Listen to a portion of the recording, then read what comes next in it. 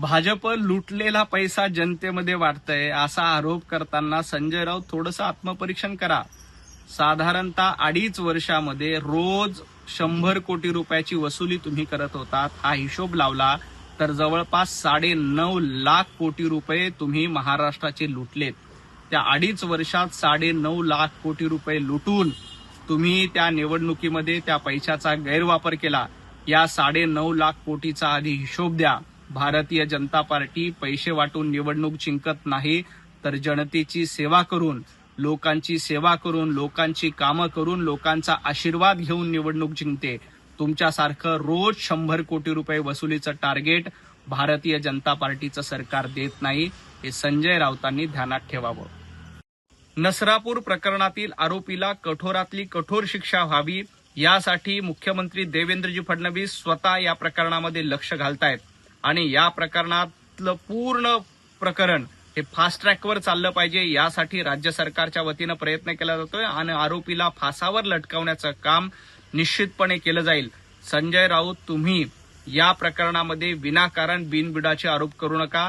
सरकारनं हे प्रकरण अतिशय गांभीर्यानं घेतलंय आणि फास्ट ट्रॅकच्या माध्यमातून आरोपीला फासावर लटकवण्याचं काम निश्चितपणे केलं जाईल. कुठलंही प्रकरण झालं की लाडकी बहीण योजना बंद केली पाहिजे, लाडक्या बहिणीच्या विरोधामध्ये संताप व्यक्त केला पाहिजे अशी भूमिका संजय राऊत का घेतली पाहिजे?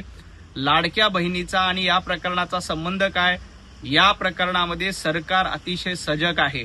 लाडक्या बहिणीच्या पाठीशी देखील सरकार आहे आणि आरोपीला शिक्षा देण्याचं काम देखील सरकारच्या माध्यमातून केलं जाईल.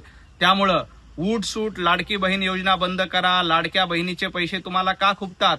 लाडक्या बहिणीला पैसे मिळतात त्यामुळे त्या स्वाभिमानाने आणि सन्मानानं जगू शकतात. त्यामुळे प्रत्येक वेळी लाडकी बहीण योजना बंद करा अशा पद्धतीचे आरोप करणं चुकीचं आहे. या प्रकरणामध्ये, बलात्कार प्रकरणामध्ये आरोपीला शिक्षा झाली पाहिजे ही सगळ्यांचीच भूमिका आहे आणि सरकार देखील त्याच दृष्टीनं काम करतंय. सरकारचं एन्काउंटर करा म्हणणाऱ्या संजय राऊतांना इतकंच सांगायचंय, संजय राऊत, जनतेनं तुमचं एन्काउंटर केलेलं आहे. सरकार अतिशय गंभीर आणि खंबीर आहे. या प्रकरणामध्ये दोषीला शिक्षा ठोठावली पाहिजे. यासाठी रात्रंदिवस एक करून पोलीस पूर्ण पुरावे जमा करतायत आणि तुम्ही एन्काउंटरची भाषा करतायत. तर जनतेने तुमचं एन्काउंटर केलंय. जनता सुज्ञ आहे. जनतेला पूर्ण माहिती आहे की सरकार कशा पद्धतीनं या प्रकरणात हाताळतंय, कशा पद्धतीनं आरोपीला शिक्षा झाली पाहिजे यासाठी प्रयत्न करतंय.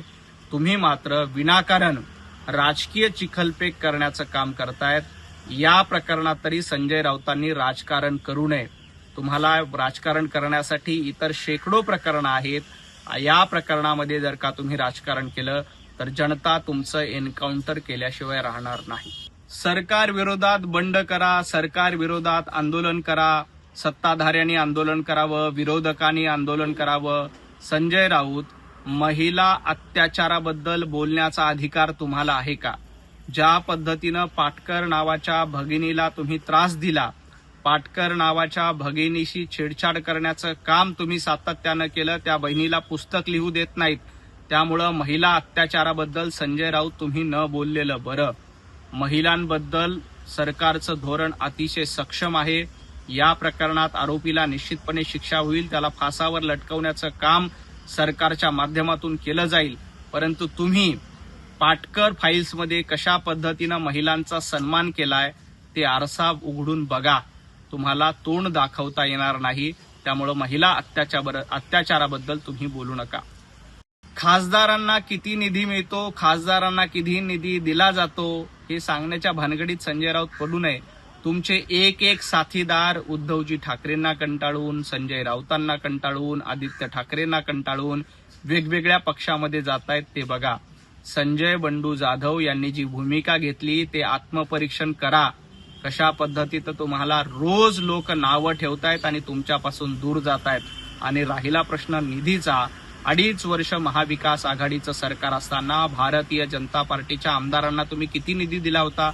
आमच्या 12 आमदारांचं निलंबन केलं होतं, त्यांचं मानधन देखील थकवलं होतं.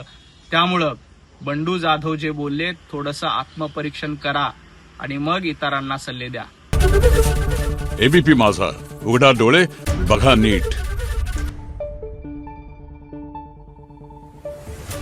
आहे